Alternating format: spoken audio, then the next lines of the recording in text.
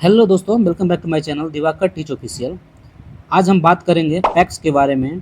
PACS क्या होता है, आखिर सरकार को इसकी गठन की आवश्यकता क्यों पड़ती है, इसकी शुरुआत कब से हुई, इसकी उत्पत्ति और विकास के बारे में जानेंगे।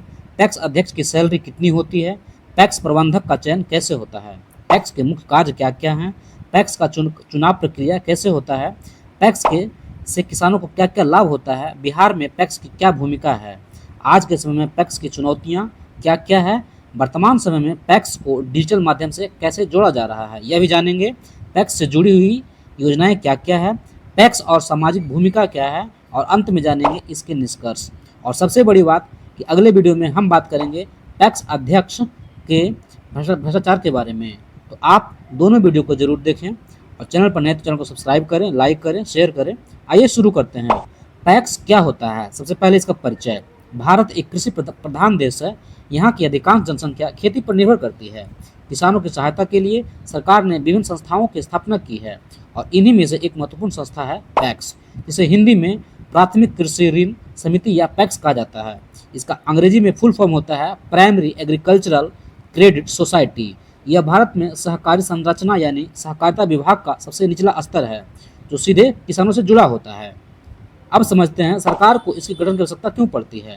पैक्स यानी प्राइमरी एग्रीकल्चरल क्रेडिट सोसाइटी के गठन की आवश्यकता सरकार को कई महत्वपूर्ण कारणों से पड़ती है। इसका मूल उद्देश्य ग्रामीण भारत के किसानों और छोटे भूमिहीन मजदूरों की आर्थिक सहायता करना था।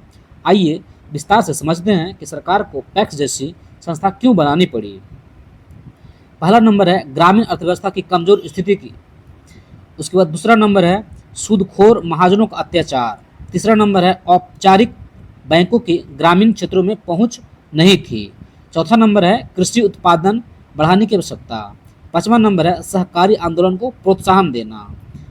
छठा नंबर है गरीबी और बेरोजगारी हटाने की योजना। सातवां नंबर है एमएसपी यानी मिनिमम सपोर्ट प्राइस व सार्वजनिक वितरण प्रणाली से जुड़ाव। इसे विस्तार से समझते हैं। पहला है ग्रामीण अर्थव्यवस्था की कमजोर स्थिति। भारत की बड़ी आबादी गांवों में रहती थी और उनकी आजीविका का मुख्य स्रोत कृषि था। खेती में निवेश जैसे बीज, खाद, सिंचाई उपकरण के लिए किसानों को धन की जरूरत होती थी, जो उन्हें आसानी से उपलब्ध नहीं होता था। दूसरा कारण है सूदखोर महाजनों का अत्याचार। किसानों को महंगे ब्याज दर पर साहूकारों से ऋण लेना पड़ता था। ये साहूकार किसानों की जमीन तक गिरवी रख लेते थे और उनसे शोषण करवाते थे। कई किसान कर चुकाने में असमर्थ होकर आत्महत्या कर लेते थे, इसलिए भी जरूरत पड़ा। तीसरा नंबर है औपचारिक बैंकों की ग्रामीण क्षेत्रों में पहुंच नहीं थी। बैंकिंग व्यवस्था शहरों तक सीमित थी। ग्रामीण इलाकों में बैंक नहीं थे या किसान उनकी शर्तों को पूरा नहीं कर पाते थे। बैंकों की ब्यूरोक्रेसी और दस्तावेजीकरण की जटिलता किसानों के लिए एक बड़ी बाधा थी। चौथा नंबर है कृषि उत्पादन बढ़ाने की आवश्यकता।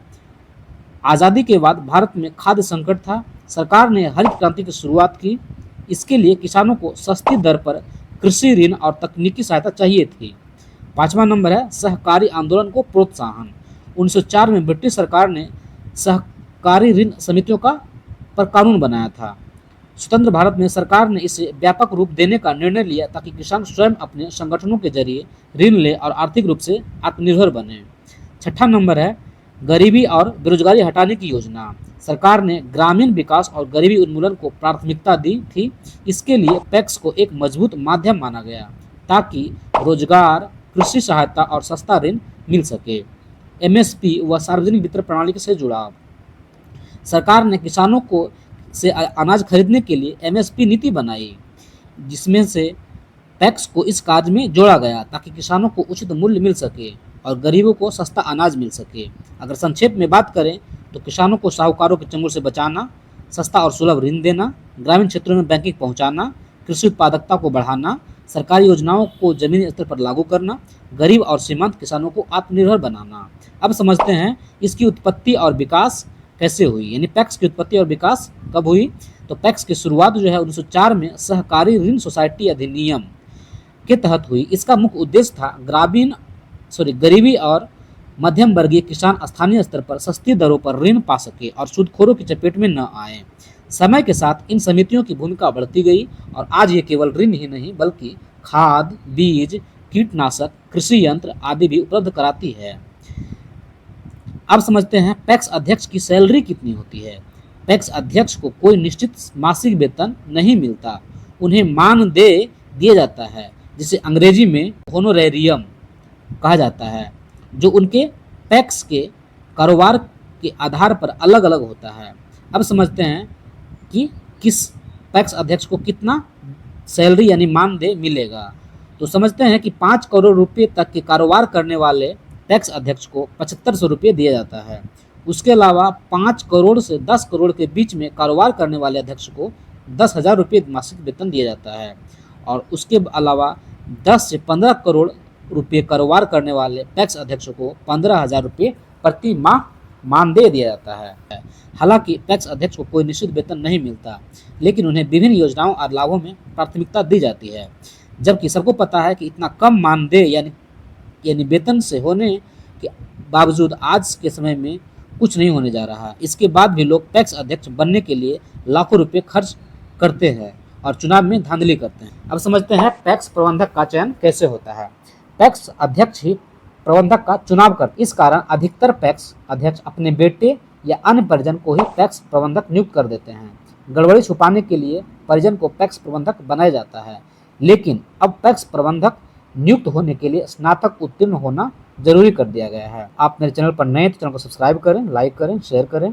आइए समझते हैं पैक्स के मुख्य कार्य क्या क्या हैं। पहला कार्य है कृषि ऋण वितरण, दूसरा कार्य है खाद बीज कीटनाशक वितरण, तीसरा कार्य है फसल बीमा और केसीसी यानी किसान क्रेडिट कार्ड, चौथा है सार्वजनिक वितरण प्रणाली, पांचवा है भंडारण और विपणन, छठा है रोजगार और आत्मनिर्भरता। तो अब समझते हैं इसको विस्तार से। पहला है कृषि ऋण वितरण, यानी किसानों को बीज, उर्वरक, कीटनाशक आदि खरीदने के लिए ऋण दिया जाता है। ये ऋण अल्पकालिक या मध्यकालिक हो सकते हैं। दूसरा कार्य है खाद बीज कीटनाशक वितरण। पैक्स सीधे किसानों को प्रमाणित बीज, उर्वरक, डीजल, कीटनाशक आदि उचित मूल्य पर उपलब्ध कराते हैं। फसल बीमा और केसीसी, फसल बीमा योजना में किसानों को नामांकित करना, किसान क्रेडिट कार्ड के माध्यम से लोन की सुविधा उपलब्ध कराना है। चौथा कार्य है सार्वजनिक वितरण प्रणाली यानी पीडीएस। कई पैक्स को सरकार द्वारा राशन वितरण पीडीएस का काम सौंपा जाता है।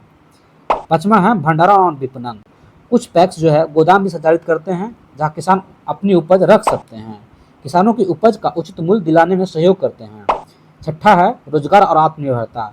गांव में रोजगार के अवसर बढ़ाते हैं ताकि बेरोजगारी में कमी आ सके, किसानों को आत्मनिर्भर बनाना।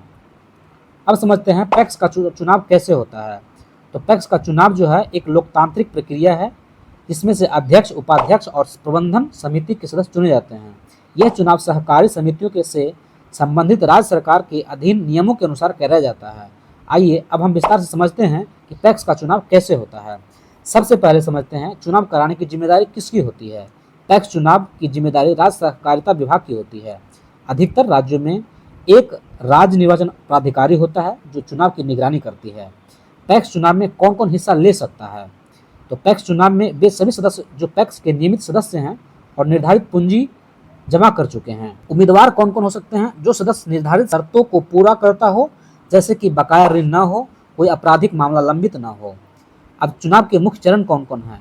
तो चुनाव के मुख्य चरण है, पहला है मतदाता सूची तैयार करना, दूसरा है अधिसूचना जारी करना, तीसरा है नामांकन भरवाना, चौथा है नामांकन पत्रों की जांच करना, पांचवा है नाम वापसी लेना, छठा है मतदान करवाना, सातवां है मतगणना और परिणाम घोषित करना। अब समझते हैं पदाधिकारियों का चुनाव। मतदान के बाद जो प्रबंध समिति चुनी जाती है वही आपस में मिलकर अध्यक्ष यानी चेयरमैन और उपाध्यक्ष यानी वाइस चेयरमैन का चयन करती है। अब पद की अवधि कितने वर्षों का होता है इसके बारे में जानेंगे। तो पद की अवधि जो होता है 5 वर्षों का होता है, यानी पैक्स समिति का कार्यकाल 5 वर्षों का होता है, लेकिन विशेष परिस्थिति में समय से पहले भी पुनः चुनाव कराया जा सकता है। चुनाव में गड़बड़ियों की संभावना। कुछ जगहों पर चुनाव में धांधली, फर्जी वोटिंग, राजनीतिक हस्तक्षेप, धौंस धमकी आदि की शिकायतें भी मिलती है। इसलिए निष्पक्ष चुनाव के लिए निर्वाचन अधिकारी और सुरक्षा व्यवस्था भी होती है। चुनाव के बाद प्रक्रिया।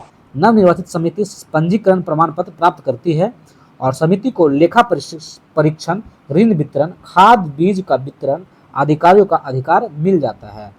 पैक्स से किसानों को कैसे लाभ होता है। पहला नंबर है सस्ते दर पर ऋण उपलब्ध होता है। दूसरा नंबर है बिचौलियों से मुक्ति मिलती है। तीसरा नंबर है सरकारी योजनाओं की जानकारी और लाभ मिलता है। चौथा नंबर है पैक्स में आसान ऋण प्रक्रिया और फॉर्मेलिटी है। पांचवा नंबर है स्थानीय स्तर पर संपर्क और सुविधा मिल जाती है। अब समझते हैं बिहार में पैक्स की भूमिका क्या है।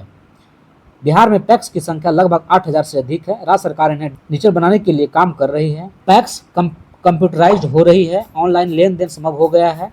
डीबीटी यानी डायरेक्ट बेनिफिट ट्रांसफर के जरिए किसानों को सीधे खातों में लाभ दिया जा रहा है। बिहार सरकार की सहकारिता नीति 2021 के अनुसार पैक्स को मल्टी सर्विस सेंटर में बदला जा रहा है। अब जानेंगे पैक्स की चुनौतियां क्या क्या है।